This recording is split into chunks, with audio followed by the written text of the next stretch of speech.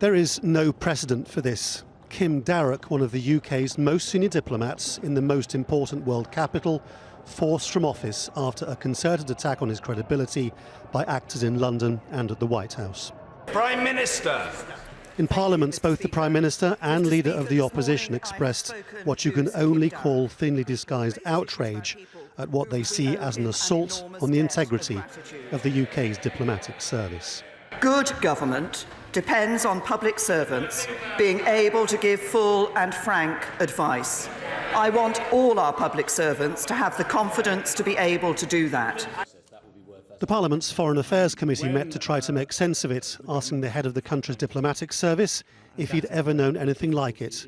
Not in his career, he said, nor in anyone else's in the last 150 years. The last time I know that we had difficulty with the United States was 1856, when the incumbent was accused of recruiting Americans to fight on the British side in the Crimean War.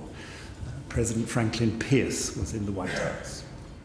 On one level, Darroch's position had become untenable since President Trump decided to blackball him from official events, following the ambassador's leaked criticisms of him and his administration. Go on, tell us if you'll keep the ambassador in Washington, come on. But the straw that broke the camel's back was that Darroch watched the TV debate on Tuesday night between Jeremy Hunt, the Foreign Secretary, and Boris Johnson in the race to become the UK's next Prime Minister. Hunt said he supported Darroch and said Trump had no business interfering in the UK's diplomatic service. But Johnson didn't. He refused to say he had Darroch's back as the UK's man in Washington.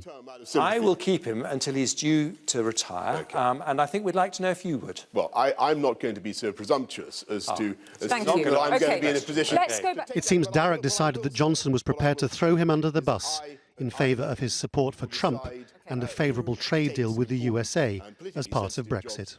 The logic of this is that an ambassador in a country with which the UK might want to do a trade deal, China say, or Brazil, will have to think twice about expressing their opinions openly, even in secret diplomatic cables, for fear that they might get leaked. And that in itself undermines government. But apart from that, if Boris Johnson becomes Prime Minister, he'll be faced with a Foreign Office furious at his perceived role in bringing down one of their own.